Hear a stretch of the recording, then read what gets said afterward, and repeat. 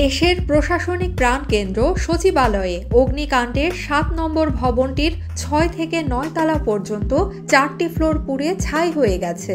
বৃহস্পতিবার সরেজমিনে পুড়ে যাওয়া ভবনটিতে গিয়ে এ চিত্র দেখা গেছে।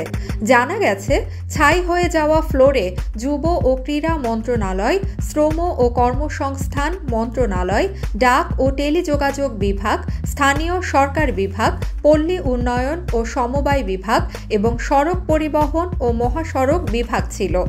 এসব মন্ত্রণালয়ের গুরুত্বপূর্ণ সব নথি, কম্পিউটার সহ সবকিছু এখন ধ্বংসস্তূপে পরিণত হয়েছে। প্রশাসনের প্রাণকেন্দ্র সচিবালয়ে আগুন নেভাতে গিয়ে ট্রাক চাপায় নিহত ফায়ার সার্ভিস কর্মী মোহাম্মদ সোহানুর জামান নয়নের গ্রামের বাড়ি রংপুরের মিঠাপুকুর উপজেলার ছড়ান আটপনিয়া গ্রামে চলছে শোকের মাতম। এক মেয়ে ও এক ছেলে সন্তানের মধ্যে নয়ন ছিল ছোট। সন্তানের মৃত্যুর সংবাদ জানার পর থেকে কাঁদতে কাঁদতে বারবার অজ্ঞান হয়ে যাচ্ছেন তার মা নার্গিস বেগম।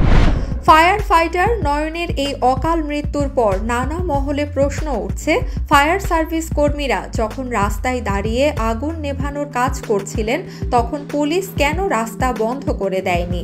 পুলিশ রাস্তা বন্ধ করে দিলে এ দুর্ঘটনা ঘটত না। এর দায় স্বীকার করে নিয়েছেন স্বরাষ্ট্র উপদেষ্টা মোহাম্মদ জাহাঙ্গীর আলম চৌধুরী। বৃহস্পতিবার দুপুর 2:20 ফায়ার সার্ভিসের সদর দপ্তরের ফায়ার ফাইটার নয়নের জানাজা শেষে এক প্রশ্নের জবাবে স্বরাষ্ট্র উপদেষ্টা এ ব্যর্থতার দায় স্বীকার করেন। আমি বলবো যে এটা ব্যর্থতাই, যেহেতু ট্রাক ওখানে চলাচল করাটা উচিত ছিল না, বাট আমরা ট্রাক চালককে ধরে ফেলছি এবং তারা আমরা আইনের আওতায় অবশ্যই নিয়ে আসবো। অসুস্থ বাবাকে দেখতে গিয়ে ভাই, স্বামী সহ প্রাণ হারালেন বকুলা বেগম। ময়মনসিংহের তারাকান্দায় ট্রাক ও সিএনজি চালিত অটোরিকশার মুখোমুখি সংঘর্ষে 4 জন নিহত হয়েছেন। বৃহস্পতিবার সকালে নেত্রকোনা ময়মনসিংহ সড়কে ময়মনসিংহ সদরের গাছতলা এলাকায় এ দুর্ঘটনা ঘটে। দুর্ঘটনায় ঘটনাস্থলে 2 জন ও ময়মনসিংহ মেডিকেল কলেজ হাসপাতালে আরও 2 জনের মৃত্যু হয়। স্বৈরাচার পালিয়ে গেলেও শান্তি দিতে চাচ্ছে না।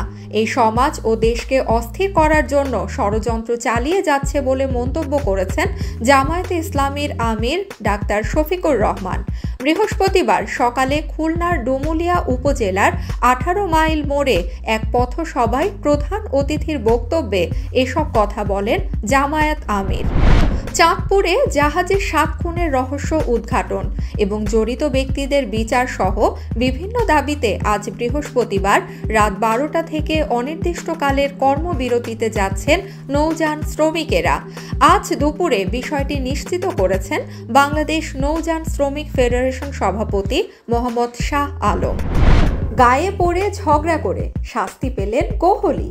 19 বছর বয়সী অস্ট্রেলিয়ান ওপেনার স্যাম কনস্টাসকে কাঁধ দিয়ে ধাক্কা দিয়ে ম্যাচ ফির 20% জরিমানা গুনতে হয়েছে ভারতীয় সাবেক অধিনায়ককে।